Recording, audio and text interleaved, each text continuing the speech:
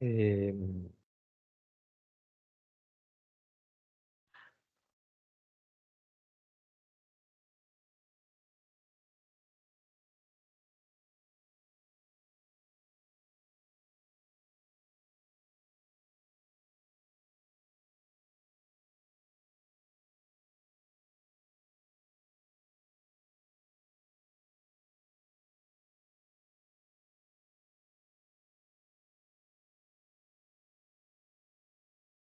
bueno, muy buenas noches.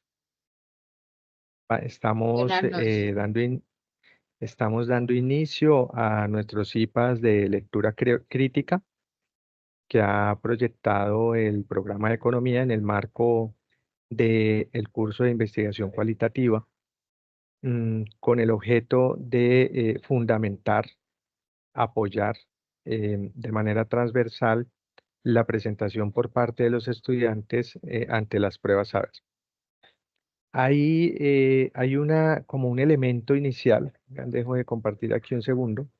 Hay un elemento inicial que quiero que tengamos en cuenta a manera como de, yo le llamaría de resumen de la situación que se presenta en términos del manejo de las pruebas. Y es que hay que entender cómo la comprensión lectora, cómo esa competencia que se asume para la vida, ¿cierto? Es indispensable para aprender y para pensar. Digamos que esta competencia está considerada como una de las competencias genéricas en la educación superior a la que se le ha atribuido un mayor valor formativo. Y en ese sentido, el programa de economía lo que está haciendo es establecer algunos derroteros para que sus estudiantes, digamos que encuentren las herramientas mínimas necesarias para que ante esa calificación que se genera a nivel nacional e internacional, pues encontremos, digamos, ese posicionamiento ante los estándares que nos miden institucionalmente. Em, digamos que esa competencia lectora crítica, ¿cierto? Al ser considerada una competencia genérica en la educación superior, implica que todos debemos tener un muy buen manejo de esa competencia. Y además se le ha atribuido un valor formativo, por lo que ha sido incluida en las evaluaciones internacionales y nacionales con el fin de determinar cuál es ese desempeño en términos de las instituciones educativas a partir de esa formación de los estudiantes en los diferentes niveles educativos. Entonces, básicamente, por eso estamos realizando, digamos, estos procesos de formación en torno a algunas competencias básicas y digamos que hay algunos elementos que también ya nos han ayudado a identificar o a caracterizar cómo se presenta en los procesos de comprensión lectora en los estudiantes. Entonces uno observa cuando mira esos procesos, aquí me están preguntando algo, Ari, a ver, veo porque voy a tratar como de ir respondiéndoles de una vez. Buenas tardes. Ah, bueno, está saludando Ari Judith, no hay problema. Bueno, em, entonces en torno a eso, mm, cuando se revisa o cuando se hace, cuando se revisa o cuando Judith vuelve y juega, ¿qué estás preguntando, Judith? ¿Tienes mala conexión de internet por si se sale la reunión? Ah, ok. Estamos atentos, Judith, no hay problema. Estamos muy atentos a eso. Em, entonces, cuando estamos haciendo precisamente estos procesos formativos, nos damos cuenta que, digamos, es un componente necesario de fortalecer si queremos estructurar em, que nuestros profesionales tengan un excelente desempeño en el mercado laboral. Ese es un componente por el cual, digamos, en estos momentos estamos desarrollando una serie de estrategias para que nuestros egresados, para que nuestros estudiantes, pues sean muy competitivos en torno a eso. Este tema de la lectura crítica, esta competencia de la lectura crítica, es una competencia que desde la antigüedad básicamente lo que hace es estructurar el pensamiento y generar conocimiento. Ya Friedrich Nietzsche, bajo, digamos, algunas de sus epígrafes, contemplaba como, literal, dos puntos. Miren lo que decía Friedrich Nietzsche, dice, las frases son piedrillas que el escritor arroja en el alma del lector. El diámetro de las ondas concéntricas que desplazan depende de las dimensiones del estanque.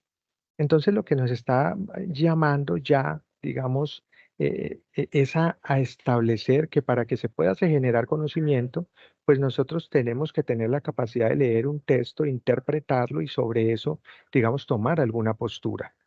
En esencia, en este CIPAS, vamos a establecer cuáles son esos componentes, cuáles son esos elementos. Porque cuando uno está hablando de qué es leer y qué es la lectura, uno pensaría que son cosas iguales y ya ves que no. Mire que si yo establezco qué es leer, leer es un verbo, ¿cierto? Mientras que la lectura es un sustantivo. Y cuando yo miro nada más desde esa estructura semántica de nuestro lenguaje, ese sentido y ese significado, entonces miren que un sustantivo es una clase de palabra que nombra o designa una persona, un animal, una cosa, un lugar, un sentimiento, una idea, ¿cierto? Eso es un sustantivo. Mientras que el verbo es la palabra que indica una acción, que puede ser en presente, ¿cierto? Algo que está pasando ahora, puede ser en el pasado, algo que ya pasó, o en el futuro, algo que va a ocurrir, ¿sí? Miren que el solo hecho de identificar ese diferencial sustantivo-verbo ya muestra la esencia, ¿cierto?, estructural del componente. De hecho, si uno lo mira desde las posturas de la Real Academia de la Lengua Española, cuando se habla de leer, ¿cierto? Cuando se revisa el significado de leer, la Real Academia de la Lengua Española lo contempla como pasar la vista por lo escrito o impreso, comprendiendo la significación de los caracteres empleados. Y miren que entonces la lectura está en diferentes simbologías, en diferentes estructuras, porque yo puedo hacer una lectura, ¿cierto? A partir de unos símbolos en braille, por ejemplo. Puedo hacer la lectura del comportamiento de un sujeto, por ejemplo, ¿sí? Miren otro elemento que contempla la Real Academia de la Lengua Española. Comprender el sentido de cualquier otro tipo de representación gráfica, leer la obra, una partitura, un plano, ¿cierto? Entender o interpretar un texto de determinado modo, ese es un elemento fundamental, puesto que a veces uno, digamos, a la hora de validar un mismo documento en varias personas, el sentido y el significado que le da a cada persona es diferente. Allí, digamos que entre otros componentes, dice la Real Academia de la Lengua que en las oposiciones u otros ejercicios literarios, decir en público el discurso o el llamado, digamos, de la lección, describir los indicios de los sentimientos o pensamientos de alguien o algo oculto que ha hecho o le ha sucedido. Puede leerse la tristeza en su rostro. Me has leído el pensamiento. Leo en tus ojos que mientes, ¿cierto? Son componentes en términos de las implicaciones que tiene leer, ¿cierto? La lectura de un proceso. Adivinar algo oculto mediante prácticas esotéricas, leer el futuro de las cartas, en las líneas de la mano, en la bola de cristal, ¿cierto? Miren que esto es lo que está contemplando la Real Academia de la Lengua Española. Descifrar un código de signos supersticiosos para adivinar algo oculto, leer las líneas de la mano, las cartas, el tarot. El dicho de un profesor, digamos, asociado a enseñar o explicar a sus oyentes alguna materia sobre el texto. Todo esto está asociado a leer, ¿sí? Ahora, si yo ya no estoy hablando de leer, sino de la lectura es la acción de leer en el marco de lo que contempla la Real Academia de la Lengua Española, ¿cierto? Una obra, una cosa leída. Las malas lecturas pervierten el corazón y el gusto. Miren el sentido y el significado que tiene esa estructura de la información. Interpretación del sentido de un texto. La variante de una o más palabras en un texto. Disertación, exposición o discurso sobre un tema en oposición o previamente determinado. En algunas comunidades religiosas, por ejemplo, la lectoría en las comunidades religiosas emplean, digamos, la lectura como uno de los procesos de formación em, o de reconocimiento, ¿cierto?, en torno a esas reuniones que se presentan. En términos de lo político, ¿cierto? Por ejemplo, el trámite parlamentario o la deliberación sucesiva de un proyecto de ley, ¿cierto?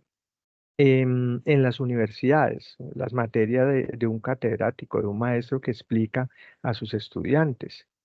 Y digamos que allí, desde la antigüedad, los componentes de la lectura están nombrados como esenciales para la formación y para el desarrollo, digamos, del pensamiento.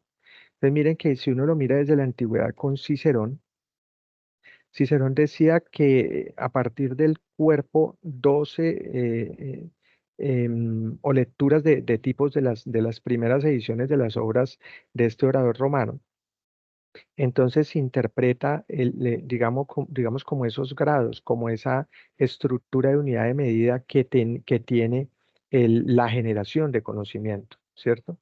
Normalmente, en la actualidad, cuando se habla de leer y esa lectura se hace, por ejemplo, en voz alta, pareciera que ese fuera un elemento que no tiene sentido. Y ya ven que ustedes, cuando miran esos procesos cognitivos, muestran una mejor interpretación en términos de lo que se quiere hacer o lo que se quiere entender de lo que ustedes están leyendo. Miren, por ejemplo, lo que contemplan algunos, voy a dejar de compartir aquí, algunos expertos en la temática, y quiero que veamos este video que dura 4 minuticos. A ver, veo. A ver, me dicen si lo están viendo allí. Ya lo voy a proyectar. ¿Allí lo están viendo?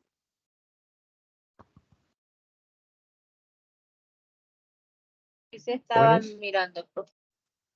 ¿ahí se está viendo? Sí, Sí, señor. señor. Sí, Bueno, señor. miren, aquí lo voy a poner. ¿Escuchan bien?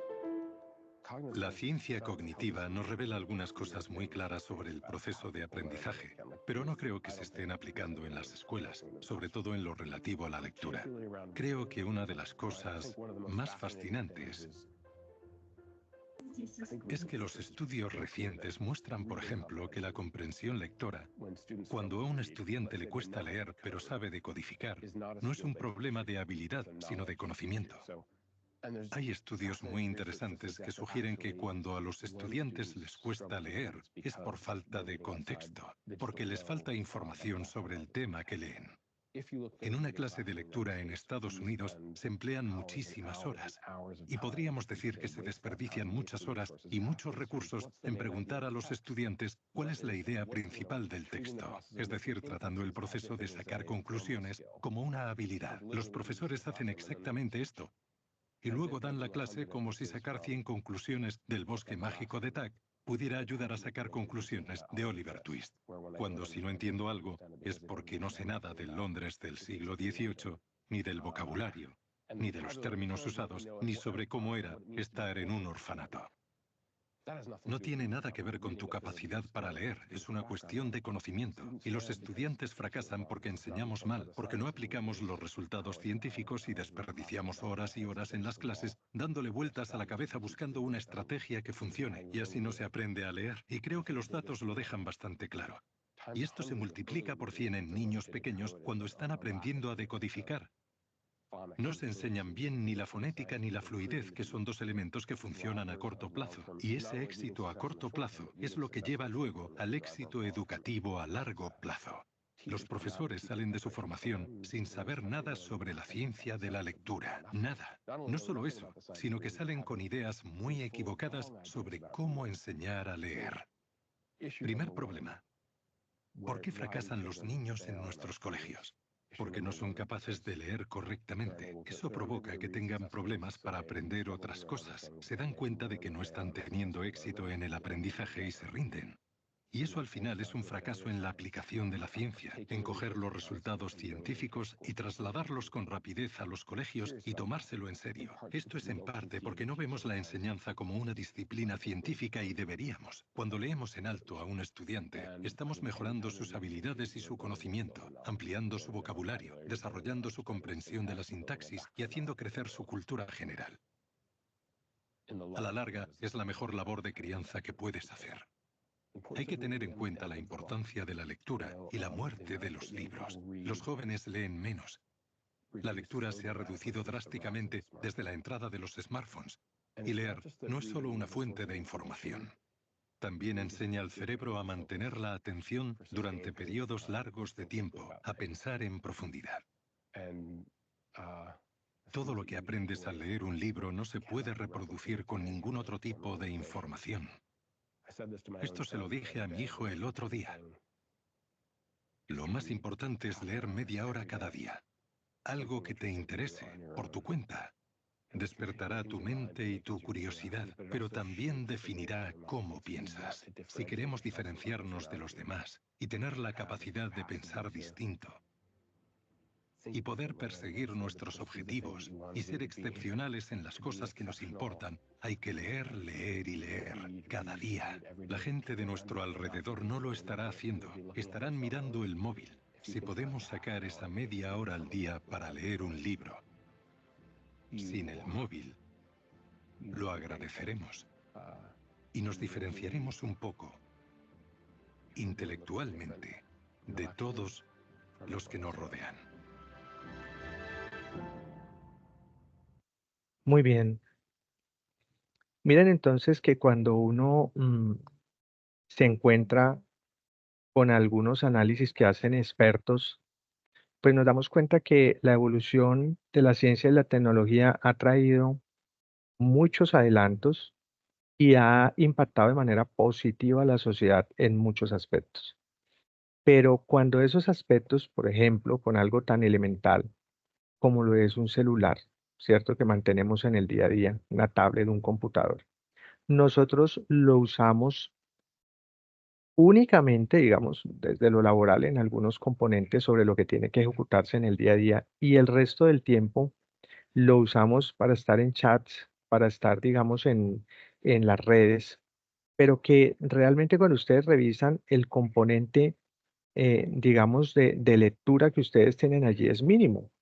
La gran mayoría de las redes se centran en los videos o en tiempo real que están haciendo los sujetos y que quedan grabados allí en las plataformas. Entonces, hay un proceso que ha venido desmejorando la humanidad en términos de esas implicaciones que nos plantea la presentación que hace el autor, ¿sí? El llamado entonces, aunado a lo que estamos trabajando acá, es a que de manera juiciosa retomemos esos hábitos. Esos hábitos se han perdido y esos hábitos básicamente lo que hacen es darnos fundamentación, estructura para el desarrollo del conocimiento y digamos, de ese desarrollo cognitivo, de esas habilidades. Bien, a propósito de nuestros IPAs, entonces, pues vamos a establecer algunos mecanismos de lectura, ¿cierto? ¿Cómo se suscita el proceso? Porque cuando yo entiendo cómo se suscita el proceso, al entender cómo se suscita el proceso, pues puedo interactuar con él y establecer alguna estrategia que me ayude a ser mejor. Entonces, ¿cómo se presenta en esa mecánica de la lectura? Primero está una estructura fisiológica, luego viene la psicológica y luego la pedagógica, en ese orden. La fisiológica, pues básicamente me permite comprender esa capacidad que tenemos los seres humanos de leer desde un punto de vista biológico, gracias al estudio gracias, digamos, a nuestros órganos, entiéndase, por ejemplo, los ojos, sobre el campo de visión y sobre esa capacidad que usted tiene visual, usted tiene la capacidad de hacer una lectura. Eso es desde lo fisiológico. Ahora, desde lo psicológico, la psicología te ayuda a definir ese proceso mental que se lleva a cabo durante el proceso de la lectura, ya sea en la fase de codificación de los caracteres, los símbolos, las imágenes, o en la fase de asociación de la visualización con las palabras, ¿cierto? Que son dos cosas que se presentan allí. Los procesos psicológicos de la lectura fueron estudiados por primera vez a finales del siglo XIX por Emil Hall, entonces director del Laboratorio de Oftalmología de la Universidad de la Sorbona, por ejemplo. Miren desde cuándo se vienen haciendo estudios, análisis sobre esta temática. Ahora, desde el punto de vista pedagógico, la pedagogía clínica se ocupa de los aspectos educativos digamos, en los cuales a esos procesos de enseñanza-aprendizaje, de la lectoescritura, de los disturbios específicos de la lectura y de las habilidades necesarias para, digamos, hacer una lectura eficaz en los procesos. Aquí solamente para contextualizar la manera como se estructura, ¿cierto? La mecánica de la lectura. Ya teniendo claridad, digamos, sobre esto, hay que decir que la etapa tiene unas lecturas. Las etapas de la lectura tienen una estructura. Entonces uno dice, uno puede hacer una prelectura, una lectura y una postlectura. ¿Por qué establecer el pre, la lectura y la post? Porque yo necesariamente tengo que identificar qué tanto me interesa lo que yo voy a leer. Porque si no te interesa lo que vas a leer, en algún sentido ya perdiste, ¿cierto? Porque es muy importante que lo que vayas a leer te llame la atención, porque eso hace, digamos, incrementa tu léxico, incrementa tu capacidad para identificar ideas, para reseñar cosas importantes. Entonces allí la atención, en términos de esa prelectura que se hace, digamos que juega un papel muy importante, porque si usted tiene un libro y esa lección que hace sobre esa lectura le agrada, no importa que el libro tenga 1000 páginas o 100, ¿sí? Solo con leer, digamos, a veces la contraportada, el resumen, ¿cierto? Usted ya se da cuenta de si le gusta, si no le gusta. Ahora, es entendible también que hay algunos documentos que hay que leer por los procesos de formación que hacen parte a las competencias asociadas a la disciplina. Ok, pero no nos estamos refiriendo a eso. Nos estamos refiriendo a esa capacidad que tú tienes de tomar un libro porque te gusta, como tomas el celular para ver las redes, ¿cierto? Entonces, a eso nos referimos con hacer esa prelectura, hacer, comillas, ese preresumen que usted hace de esa historia que usted va a leer. Ya cuando usted la selecciona, entonces usted se enfoca en la lectura para establecer qué aportes le va a generar el ejercicio. Entonces, no es cierto que cuando se desarrolla la lectura o la historia en torno a la cual usted está organizando la lectura, em, digamos que se generan necesariamente algunos sentidos que tienen que estructurar las posturas que usted va a generar de la lectura, ¿no? Digamos que ese proceso se suscita dependiendo del interés que usted tenga sobre lo que va a leer. Lo cierto es que cuando termina la lectura, pues la poslectura lo que nos permite es establecer o cerciorarnos de qué es lo que usted ha entendido en torno a eso que leyó. ¿Qué le ha generado mayor conocimiento, mayor léxico? Y cómo este proceso le permite autopreguntarse, cuestionarse para entender cuál fue el mensaje central que te dejó la lectura. Esos componentes son esenciales, porque cuando usted tiene claridad sobre eso, entonces usted identifica la tipología que tiene una lectura, ¿sí? Entonces una lectura, digamos que hace parte, mirándolo desde autores reconocidos como por ejemplo Paulo Freire, dice Paulo Freire, dice que la lectura forma parte de lo que se denomina la naturaleza siempre inacabada del ser humano. Miren lo que establece Paulo Freire, la naturaleza siempre inacabada del ser humano, es decir, la lectura lo que hace es permitirte ir desarrollándote más en la medida que vas evolucionando como sujeto en tu composición humana, ¿sí? Y en torno a esto, digamos, hay unas lecturas, unas tipologías de las lecturas que te permite establecer algunos relacionamientos. Entonces, hay unas lecturas que son secuenciales, ¿cierto? Estoy estudiando una carrera y a partir de esa carrera tengo unas lecturas necesarias que me permiten dar resultados en torno a lo que me pide un sílabus, por ejemplo. Ahora, esas lecturas también están estructuradas hoy en día, más hoy en día en lo digital, ¿no? En lo digital, digamos que el papel ha tornado, digamos, a irse quedando atrás en torno al reconocimiento de cuidar la naturaleza, el medio ambiente y además a la facilidad que tienes al alcance de un clic en la mano con el celular nada más de tener esas posibilidades simplemente identificando qué es lo que necesitas o qué es lo que quieres en términos de la lectura.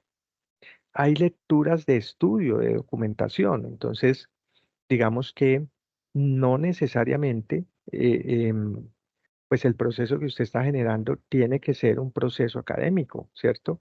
Allí cuando no es académico, cuando es algo porque a usted le interesó, entonces estamos asociándolo a lo que es la lectura comprensiva y la lectura intensiva, asociado a que los sujetos quieren reconocer algunos elementos que no reconocen el día a día para aprender algo, para mejorar algo. Hay unas lecturas selectivas, hay unas lecturas rápidas, hay algunas que son recreativas, hay algunas que simplemente nos ponen a meditar, ¿cierto? Hay algunas que nos informan y hay algunas que son mecánicas, sobre todo aquellas que están estructuradas en torno a los procesos de formación. Hacemos este abrebocas para entender que el proceso de la lectura no es un proceso, esta competencia de la lectora no es una competencia tomada a la ligera, ¿cierto? Hay estudios previos, vigentes y que están en continua estructuración para mejorar eso en los sujetos, en los seres humanos, porque eso nos permite ser mejores en nuestros procesos de formación a lo largo de la vida. Entonces, si yo veo las técnicas de lectura, pues básicamente son importantes porque nos permiten identificar en la lectura cómo ese proceso complejo que usted realiza, mediante la cual el lector interpreta y comprende lo que un escrito o un texto pretende mostrarnos, eh, pues nos facilita, ¿cierto?, acercarnos a esas ideas, a ese contexto, a eso que queremos realimentar, ¿cierto?, en nuestro subconsciente para establecer nuevos elementos de análisis. Por lo tanto, digamos que leer implica desarrollar actividades como preparar un material. Y preparar el material consiste en revisar un texto, ver rápidamente cuál es su extensión, chequear cuáles son los títulos, comprobar, digamos, si el tema es interesante o no nos interesa o simplemente es algo técnico que tenemos que abordar. Una vez tenemos, digamos, establecida la lectura que vamos a trabajar, hay algunas técnicas que nos permiten abordar y ser mejores en esos procesos de lectura. La técnica del subrayado, que básicamente consiste en identificar diferentes tipos de palabras a lo largo de la lectura, dando más importancia a esas palabras que tienen un significado resaltado.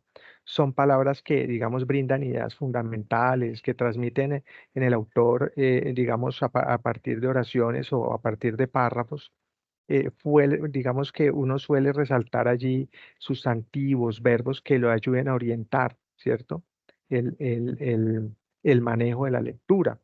Digamos que gracias a estas técnicas uno puede mejorar con precisión la velocidad para leer.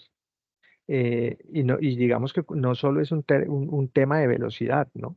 Sino que eso te ayuda a hacer una lectura que es más analítica, porque usted al destacar algunas palabras, algunas oraciones que son más importantes, que son más relevantes, lo llevan implícitamente a empezar a incursionar en lo que es la lectura crítica, ¿sí? Entonces, la técnica del subrayado es muy importante precisamente por esos componentes. Quiero mostrarles allí, en términos de esta técnica del subrayado, este componente. A ver, miren que voy a abrirlo aquí para mostrárselos. Entonces, si yo estoy haciendo una lectura, a ver, les muestro la lectura aquí. A ver, les muestro esta como un ejemplo, ¿sí? Mm, miren que, a ver, les voy a mostrar este texto para que analicemos. ¿Allí están viendo en la pantalla, Sí, jóvenes? director. Sí, Miren, señor. miren Profe, sí, ustedes estamos viendo. entonces que si yo tengo una lectura y empiezo a identificar con colores los títulos, por ejemplo, resumen, abstract, mm, Y luego al interior del proceso que usted va haciendo de lectura, resalta con otro color algunos elementos de comprensión. Y aquí, por ejemplo, cuando yo leo el título, dice niveles de comprensión lectora en estudiantes universitarios. Y luego vengo y digo, en la introducción estoy resaltando.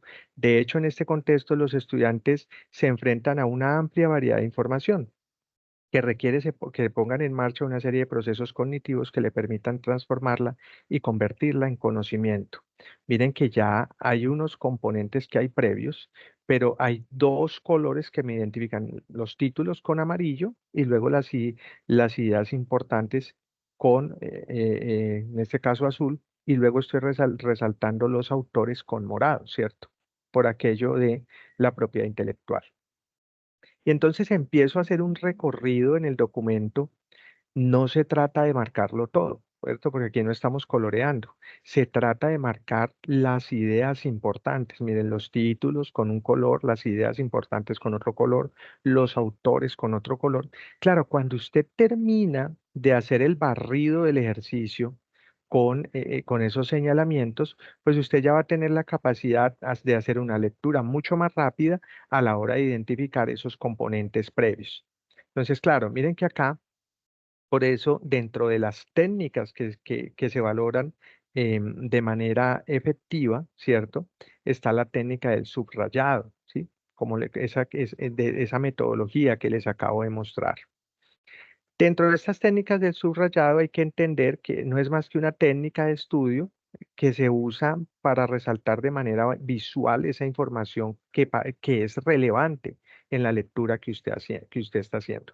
Porque usted encuentra en las lecturas que hacen los estudiantes, usted pone a hacer una lectura de 5 páginas y las personas lo leen, y luego le preguntas, cuéntame qué decía allí, establezca un breve resumen con sus palabras. Y las personas, digamos, los sujetos no tienen la capacidad de auto-realimentarse en torno a lo que acaba de hacer. Entonces, este tipo de técnicas lo que hace es brindar posibilidades para encontrar mejores maneras o maneras más eficientes de hacer una lectura.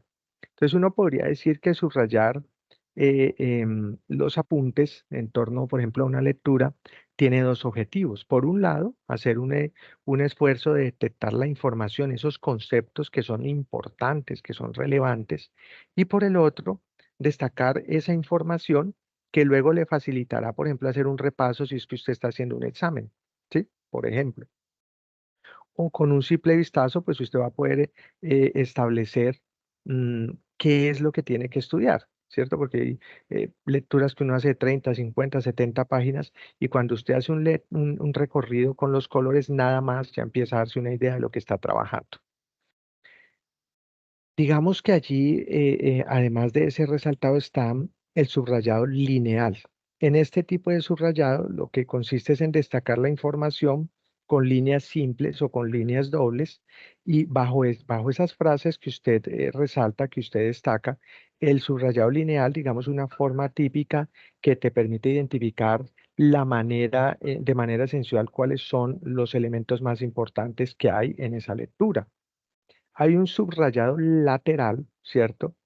Que básicamente consiste en trazar líneas perpendiculares en los párrafos de texto que usted quiere destacar. Entonces, estos tipos de subrayados se utilizan habitualmente para destacar párrafos enteros, frases completas, citas célebres, porque te ayudan a establecer a la hora de organizar la lectura, te ayudan a establecer inclusive conclusiones. Hay algunos subrayados que son estructurales, entonces ya se va un poco más allá, ¿cierto? Se trata de ir anotando al margen, ¿cierto? Habitualmente en el lado izquierdo del párrafo o la idea principal que usted está identificando. Pues de esta manera, cuando usted va a repasar, pues usted repasa, digamos, con sus apuntes y allí encuentra ya, digamos, algunos elementos que usted identifica como importantes. ¿Esto cómo ocurre? Miren, les voy a mostrar un ejemplo acá. ¿De qué manera se hace? Uno básicamente lo que hace es mostrar una especie de clips. Yo le llamo como de clips, ¿cierto? Recuerden que los PDFs hoy en día ayudan a hacer eso de manera muy sencilla, porque los PDFs hoy en día tienen esos elementos que te ayudan a hacer lo que llamamos como las notas, ¿sí? Entonces, claro, yo vengo y tengo aquí mi PDF. Entonces hay una lectura y escribo aquí, los estudiantes no deben depender del docente, deben de tener voluntad para realizar actividades académicas. Miren que esta frase lo que nos está mostrando es eso. Luego sigo revisando, ¿cierto? En la estructura del documento, bueno, ya estamos en la parte de la bibliografía, ¿sí? Y en cada uno de los componentes que uno identifica, pues tiene que sacar lo más importante. Entonces pone allí en su tip, leer aporta de manera positiva en la vida, enriqueciéndose de conocimientos y saberes para así hacer ojo, las competencias lingüísticas, uso de las competencias lingüísticas. Entonces, mire que aquí en un documento que tiene 16 folios, ya aquí llevamos recorridos 11 folios, 7 folios porque vamos de abajo hacia arriba, y allí ya tenemos 3 noticas, ¿cierto? No tener buena comprensión lectora genera un bajo desempeño académico y de aprendizaje en el estudiante. Ah, ok. Luego seguimos. Miren este otro. Se muestra que el uso de las herramientas didácticas y tecnológicas ayudan a la comprensión de los textos. Entonces, claro, cuando uno tiene este tipo de tips de notas, usted está haciendo un ejercicio juicioso de la lectura, ¿sí? Y entonces eso le permite no solo entender, sino empezar a tomar posturas en torno a lo que usted está analizando, en torno a lo que usted quiere hacer, ¿sí? Allí, dentro de estos tipos de subrayado está el de realce. Este tipo de subrayado se basa digamos, en destacar en el margen del texto cuáles son esas dudas que le quedan a la hora de usted ir leyendo. Porque es que uno lee y no todo se entiende. Hay cosas que es necesario que se aclaran. Entonces, esa información es necesario anotarla. em, de tal manera que uno pueda tener unos parámetros que le ayuden a establecer esos procesos de realimentación, ¿cierto? En el proceso de enseñanza-aprendizaje. Uno, digamos, cuando está haciendo una lectura, debería de tener como unos pasos a seguir, ¿cierto? Por ejemplo, hacer un buen subrayado. Entonces, ¿qué pasos debería seguir para subrayar sus apuntes correctamente? Porque no se trata, repito, de rayar todo el documento o de colorear todo el documento. La verdad es que no existe como una receta única que le sirva a todo el mundo para subrayar sus apuntes porque cada sujeto tiene una manera diferente de entender e interpretar el mundo, ¿sí? Pero hay algunos pasos genéricos que uno puede establecer para el buen desarrollo de una buena lectura, ¿sí? Entonces uno diría, bueno, entre otras cosas hay que hacer una primera lectura. De entrada hay que hacer una primera lectura y luego hace uno una lectura activa cuando ya empieza, por ejemplo, a entrelazar esos procesos que hemos venido dialogando, ¿sí? Porque usted ya empieza a identificar cuál es esa información más relevante cuando usted hace ese subrayado, cuando usted hace ese resaltado, cuando usted toma esas notas. Entonces eso le permite identificar cuál es la información más relevante y sobre eso establece conceptos importantes. Ojo, ya dejamos de establecer una serie de elementos relevantes que son genéricos y empezamos a meternos en el tema conceptual. Cuando hay una lectura, en el fondo se están trabajando algunos conceptos y un elemento trascendental en una buena lectura es que usted logre identificar cuáles son esos conceptos relevantes que está identificando en el proceso de formación. Entonces allí uno diría, bueno, ¿cómo detectar la información relevante que tiene que subrayarse? Una de las, digamos, de las dudas más comunes que surge a la hora de subrayar los apuntes es cómo saber detectar qué información es relevante. Ese es un componente en realidad elemental. Entonces, antes de empezar a subrayar sus apuntes, pues usted tiene que identificar cuáles son los elementos más importantes que tiene ese texto. ¿Cómo logra hacer eso? Cuando usted logre identificar en primera instancia palabras clave. Las palabras clave te muestran el recorrido de lo que tú quieres identificar como esencial en esa lectura que está haciendo. Las definiciones o las explicaciones que presenta el texto hay que resaltarlas, ¿sí? Cuando uno encuentra esas definiciones y cuando encuentra esas explicaciones que básicamente lo que hacen es sobre eso redunda el texto, ¿sí? Usted ya puede establecer unas categorías, clasificar, establecer, digamos, los elementos más importantes, ¿sí? Establecer ejemplos, ¿sí? No quedarse solamente con hacer la lectura, hay que hacer ejemplos en torno a que usted pueda tener la capacidad de eh, em, en relacionar o correlacionar los procesos que usted está haciendo de lectura. Es importante que utilice diferentes colores a la hora de subrayar el texto. Ya les mostraba el ejemplo en el PDF, ¿cierto? Pero de hecho es recomendable que a la hora de subrayar utilice por lo menos unos 4 colores. Y esos 4 colores usted les dé una tipología esencial. ¿Para qué los voy a usar? Porque no es ubicar los colores porque sí. Entonces puse primero amarillo, luego azul, luego rojo porque me interesa la bandera de color. No, ¿cierto? ¿Qué va a significar el usar el amarillo, que el rosado, el verde? ¿Qué sentido, qué significado tiene que usted subraye? ¿Por qué? Porque hay que tener en cuenta que no toda la información que usted subraya em, va a ser ni del mismo tipo, ¿cierto? Ni de la misma tipología, ni de la misma naturaleza, ni del mismo interés. Por lo tanto, utilizar diferentes colores le va a poder ayudar a clasificar esa información, que los títulos, que los subtítulos, que los nombres propios, que las fechas, que las definiciones, ¿cierto? Estos colores también le tienen que permitir separar ideas en función a ese grado de importancia que usted le da a la lectura que está haciendo. Yo les doy un ejemplo acá en términos de esa jerarquía que usted puede tener de los colores. Porque básicamente lo que se trata es de que usted asigne a cada tipo de información relevante un color diferente. No hay una regla determinada para hacer esto. No es, digamos, una estructura allí em, que sea muy rígida. Se trata de que cada uno establezca los colores que va a utilizar en el marco de esos elementos que ustedes identifican diferenciales, que los títulos, que las explicaciones, que las fechas, bueno, eso que usted identifica como central, como esencial para el proceso. Entonces, en ese orden de ideas, pues aquí hay un ejemplo. Uno diría que los colores de subrayado por jerarquía, los más utilizados, uno dice el amarillo, te ayuda con los temas principales.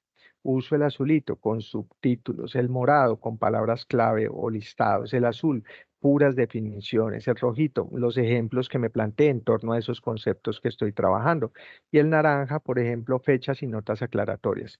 Esa es una idea, pero usted tiene que tenerlo estructurado de tal manera que cuando usted retome un texto, siempre haciendo uso de esta estructura, ¿cierto? De esta jerarquía, usted sabe a qué se refiere y le ayuda a usted a organizar las ideas al cerebro para que cuando está haciendo el análisis no se pierda, porque usted ya tiene codificada la información. Eso es básicamente lo que hacen los software. Por ejemplo, el Atlas T establece con esos colores esas categorías que ustedes empiezan a trabajar.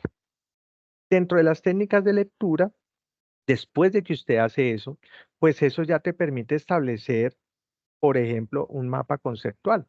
Si usted hace una muy buena lectura, usted a partir de esa muy buena lectura, usted hace un mapa conceptual, porque es que la temática, a partir de ese señalamiento que usted tiene con colores, con subrayados, pues es muy versátil. Em, digamos que eso les ayuda a comprender de mejor manera el escrito. Un mapa conceptual le debería de permitir dialogar con el escrito solo viendo el mapa conceptual. Entonces, este es un recurso gráfico que representa un grupo de conceptos que usted va relacionando y que le permite comprender conceptos, relaciones, contenidos del texto, ¿sí? Entonces se puede utilizar esta técnica a través de mapas conceptuales, mentales, de cuadros comparativos, de matrices. Eso depende también de la metodología, de la manera con la que usted organice la información, ¿sí? Lo cierto es que esto te va llevando a tener una lectura inferencial porque esta técnica lo que hace es que realiza deducciones a partir de ese texto que usted está haciendo y la técnica de la lectura inferencial le permite mejorar el proceso de interpretación de la información. Digamos, usted se basa en los conocimientos o en la experiencia que usted ya tiene y a partir de esa lectura se caracteriza por crear algunas conclusiones en función de lo que usted sabe y los nuevos conocimientos que está adquiriendo a la hora de hacer la lectura. Entonces, esto le ayuda a crear una relación entre lo que usted conoce y lo que usted está reconociendo como nuevo a partir de la lectura. Y esto ya te ayuda a hacer inferencias, ¿sí? Hay que entender también un poco la tipología textual. ¿A qué me refiero con eso? Digamos que esa categorización posible de los distintos textos que usted va a retomar. Es decir, hay una forma entre muchas de clasificar los textos en base a ciertos rasgos específicos. Existen tipologías de textos que se pueden identificar por sus características. Algunos se centran únicamente en informar, mientras que otros tienen la intención de contar una historia, otros intentan convencernos de algún hecho o simplemente pretenden describir un objeto, una acción, una actividad, ¿sí? Entonces, estos elementos, cuando usted los tiene bien clarificados, le permiten, a partir de esa tipología textual, ¿sí? Clasificar el texto, ¿sí? Y entonces usted dice, bueno, los rasgos textuales. Entonces se toman en cuenta el tipo de las palabras que se utilizan en su elaboración. Pero también hay unos factores comunicativos, es decir, se fija la atención en esa intención que se tiene a la hora de establecer el proceso. O una combinación de los dos, ¿cierto? El rasgo puramente textual y combinarlo con el comunicativo, porque es que los dos son los que te permiten establecer, digamos, esa tipología, esa asignación que le genera el sujeto. Cuando un sujeto lee un documento y su posición es sencillamente de leer, se nota que no hay una intencionalidad. Pero cuando el mismo sujeto con una intencionalidad genera una lectura, le da un sentido y un significado diferente. Porque yo un texto que estoy leyendo lo puedo leer de manera, a manera de admiración, pero también a manera de crítica, ¿cierto? Y la manera como el sujeto se comporta a la hora de hacer la lectura es diferente, ¿sí? Entonces la lectura nos identifica como sujetos a la hora de tomar posturas. Ese es el elemento central a la hora de establecer estos criterios. Y a partir de eso, pues digamos que la lectura, esa lectura crítica que usted va haciendo, va teniendo una clasificación, ¿sí? ¿Qué clasifica?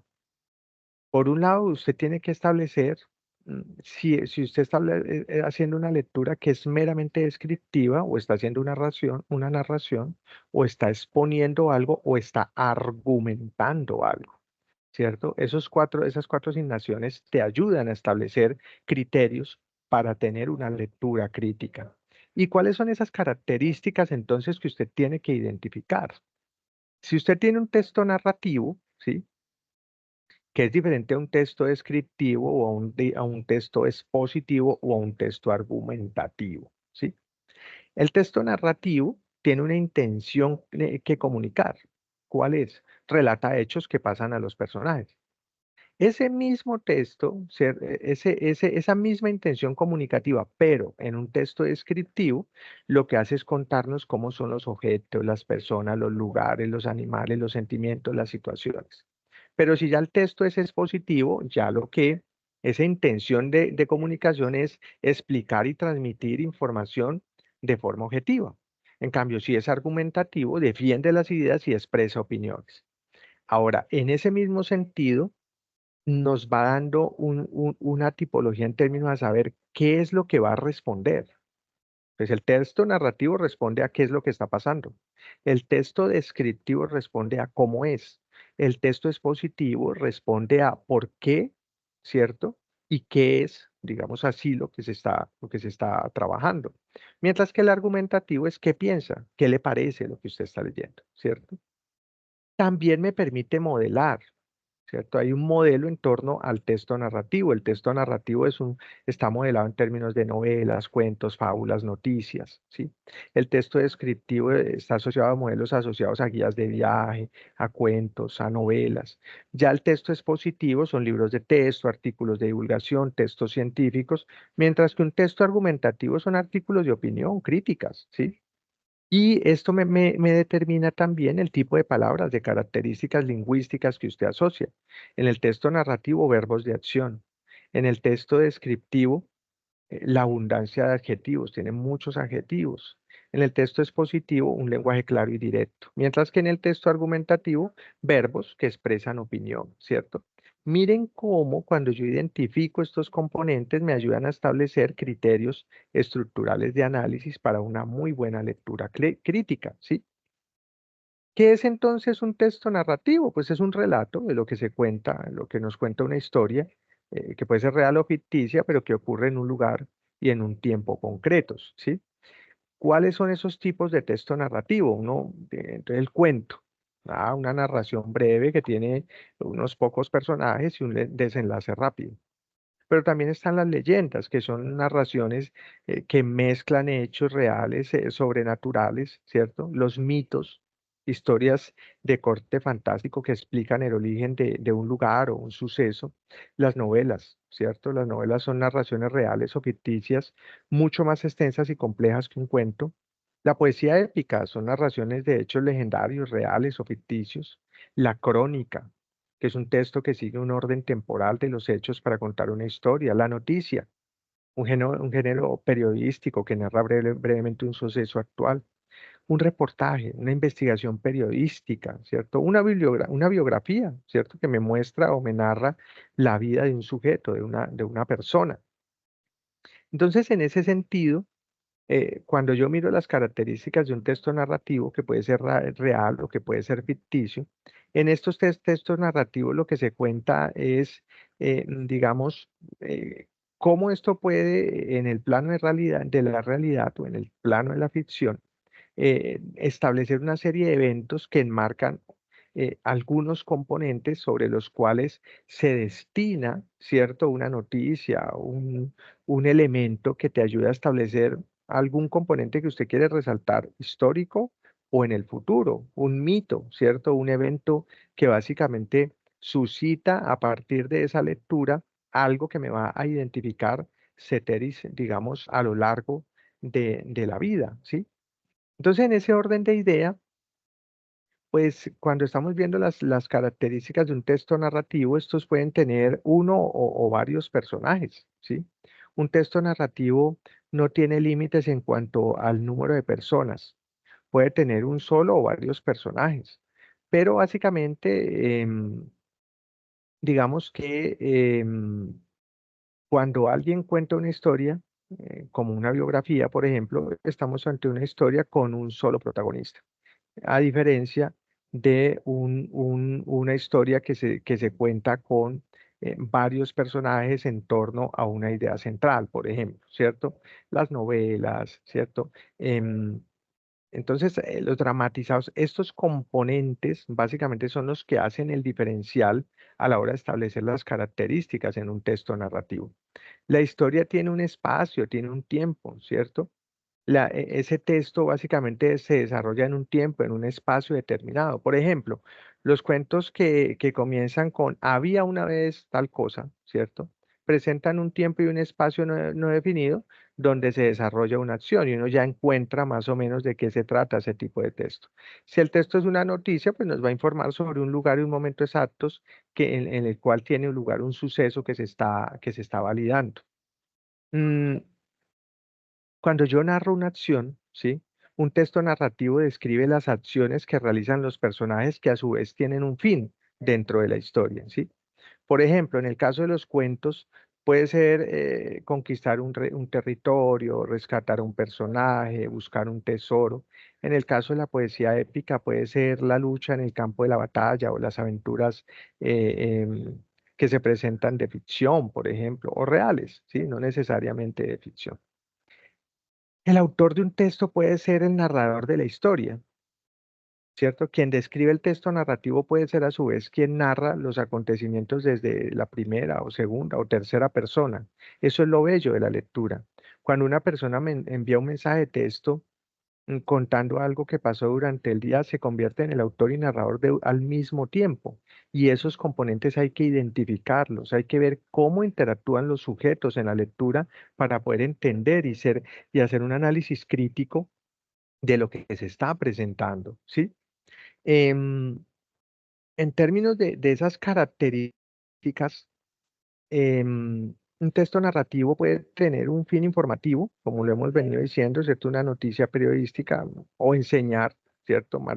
Las moralejas que puede presentarnos un cuento o o el entretenimiento básico, ¿cierto? Los chistes, las novelas que se tienen allí en nuestra estructura del diario vivir. ¿Cuál es entonces la estructura de un texto narrativo? Las partes de un texto narrativo se dividen en dos grandes categorías. La estructura externa, que básicamente se refiere a la forma en cómo se presenta el texto, que son tomos, son secciones, son capítulos, son partes, son actos, ¿cierto?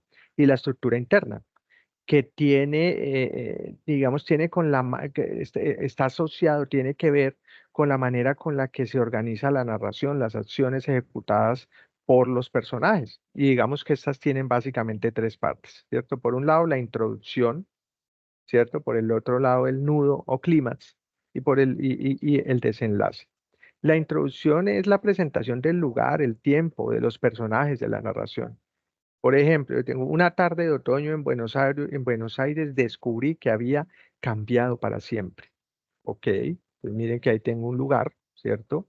Buenos Aires, tiempo, una tarde de otoño y los personajes de la narración, ¿cierto? Entonces, descubrí el sujeto que había cambiado para siempre. Miren todo lo que dice esa frase. Nudo o clímax. Entonces, allí es la parte donde se plantea el problema, los obstáculos a los que se deben enfrentar los personajes. Por ejemplo, ya en el aeropuerto y con todo listo para comenzar una nueva vida, se dio cuenta de que había robado su identidad. Ahora su rostro le pertenecía a otra persona. Tenía que recuperarlo sin ser detectada por los agentes. Miren todo el entramado que tiene una frase, ¿cierto? Y cómo en una frase yo puedo establecer un clímax de una lectura, pero hay que saberla identificar, ¿sí? Esos componentes entonces, pues digamos, son los que se retoman para estructurar una buena lectura y lograr identificar o concertar, digamos, elementos necesarios para, para ser consciente en el proceso de una lectura crítica, ¿sí? Muy bien, digamos que estos elementos eran los que queríamos trabajar en términos del manejo de la lectura crítica, porque a veces cuando se está haciendo nada más la lectura de un texto, pareciera que no identificamos cuáles son esos elementos necesarios para que usted pueda identificar o establecer la trazabilidad. em, y entonces por eso hemos identificado estos elementos. Voy a pasar a leer un poco las preguntas que me están haciendo. Director Omar, muy interesante la temática del CIPAS, pero debo retirarme porque tengo otra reunión a las 7. Ah, ok, no hay problema, no hay problema por eso. Em, pues me gustaría si tienen alguna pregunta, alguna inquietud, además de agradecerles pues su participación, preguntarles si hicieron pues el registro. ¿Todos lograron hacer el registro, jóvenes? Sí, señor. Sí, tutor. Hola. Muy bien. Yo no pude. ¿Tienen? Profe, a mí no me aparece, profe. A mí tampoco. em, Lo que pasa es que toca Ya yo buscarlo intenté, o sea, por yo entro. encontrar cipas. Toca porque encontrar hagamos cipas. Yo ya intenté. vamos a hacer Erika, tú puedes mostrarnos allí tu computador para mostrar cómo lo buscas y nosotros te guiamos. Sí, señor. Ah, no me Desingresa. permite compartir. Ah, No, no espérate, me deja compartir. ya te doy aquí todos los poderes para poder hacer eso. Entonces, listo, dale a ver si ahí ya te va a dejar, Erika. Y Sí. entonces así los demás miramos para ver cómo se hace y lo estandarizamos. Míralo, ahí lo Ahí ya tengo salió. abierto. Dale despacio hasta abajo, en donde dice, dale más abajo. Allí hasta donde dice, más abajo, Buscar cipas. busca encontrar cipas. Dale clic en encontrar Sí. cipas. Hola, mi amor bello. Allí, cuando le das encontrar cipas, pues no vas a llenar todo eso. Dale arriba, vamos a identificarlo, arriba. Entonces, en periodo vas a señalar es el 1701, ¿sí? Sí. Escríbele 1701. Ah, bueno, ahí estaba facilito. En escuela sí pongámosle CACEN, pongámosle allí en escuela de CACEN. Y ya vamos de una vez a el curso abajo, curso. Y démosle allí investigación cualitativa. Investigación, escríbele investigación cualitativa.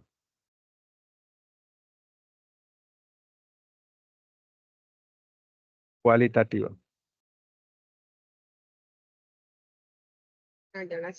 Ahí le Y doy ahí- a ya me confirmo. Y ahí ya te sale lectura crítica, ¿sí? Entonces le das a aceptar y con eso ya. ¿Todos vieron cómo lo hicimos? Los que no habían logrado encontrarlo, ¿lo vieron, jóvenes? Sí, profe, ya voy a darle me interesa. Regáleme un segundito. Eso, Gracias, para que profe. nos quede allí. Muchas gracias porque nos ayudaste allí a dilucidarlo. En la parte inicial también lo habíamos mostrado. Para que todos, por favor, me ayuden con el proceso de organizar la asistencia. Bueno, ¿qué Profe, ahí ya inquietudes? después le damos, volvemos a entrar en la parte de arriba. Allí cuando ya se inscriben les da para acceder, ¿cierto? A ver, veo, yo reviso Ahí aquí me cómo dice, está estás incluido como interesado. Ahí eso. tienes que volver a la página anterior, donde están los ok. CIPAS, y ahí ya te aparece ese CIPAS y ahí puedes darle inscribir. Súper. Mire que allí ya entre todos logramos dilucidar cómo se da el proceso. Ah, Y ok. aquí aquí yo ya puedo. Listo, Gloria, profe, ya. Gloria dice no he podido. Gloria Nigiret. Gloria, no has podido. ¿Por qué no nos muestras cómo lo estás haciendo? Ingresa y espérate, te doy allí los poderes para que puedas ingresar. Gloria Nigiret. Entonces, muéstranos tu pantalla, Gloria, y validamos que puedas ingresar. Muéstranos allí. Profe, un minutico porque no sé cómo se pone, no sé cómo se comparte. Allí cuando estás en el Teams, al lado de ese rojo grandote que está en la esquina derecha que dice salir, hay un cuadrante que dice comparte, que es una flechita hacia arriba. ¿Sí? Hay una flechita hacia arriba. O sea, bueno, ya lo lograste. Muy bien. Entonces, bien, allí estás en la oferta. Dale desde el principio para no perder. Ahí ya, bueno, ahí ya estás en encontrar CIPAS. ¿Sí? Dale Sí, señora, ahí 1701. estoy. Dale 1701 ahí. Escríbele 1701. O bueno, ya puede estar ahí apareciendo solamente ahí debajo. Dale 1701. 1701. Listo. Luego, dale allí en escuela ECACEN. ECACEN. Y ve al curso. Dile curso, señala allá abajo curso. No, no, no, no, no, nada de eso. Curso, de una vez curso. No señales ahí nada. Ve a curso, curso. Y escribe organizaciones solidarias. Curso, abajo, curso. Abajo, curso. Ese es centro. ¿Organizaciones o investigación, profe? Investigación cualitativa. Yo no sé por qué tengo en la cabeza ese nombre hoy. Investigación cualitativa. Es que ahora estaba viendo un documental y entonces estábamos hablando de organizaciones solidarias y me quedó. Investigación cualitativa. Escríbele investigación cualitativa. Investigación. Escríbelo tú y verás que no te queda más rápido. Investigación cualitativa. Investigación cualitativa. Es que escribe cualitativa. No Investigación me da, lleva tilde en la O. Investigación lleva tilde en la O. Investigación con tilde en ya la voy, O. María Pau. Ahí está de Investigación. cuartas, Sí. Y la ahí está cuarta de hacia cuarto, abajo. vea. Míralo, la cuarta hacia abajo, investigación cualitativa, ahí está. Ah, ya. Y cuando llegas ahí, mira que ahí abajo, te dice, dale un poquito más abajo, le das, me interesa, aceptar. Y ahora vuelve a donde están los CIPAS. Regrésate a donde están los CIPAS. Cuando inicias al curso. Cuando inicias el curso, regresa. Como si fueras a ver a ingresar a uno de los Dale otra cursos vez que estás viendo. atrás. Eso ahí. Ah, listo, profe, Ahora ya lo vi. ve Gracias, hacia muy amable. abajo y ahí ya lo listo. ¿A quién confirmar? Eso, confirmar y listo.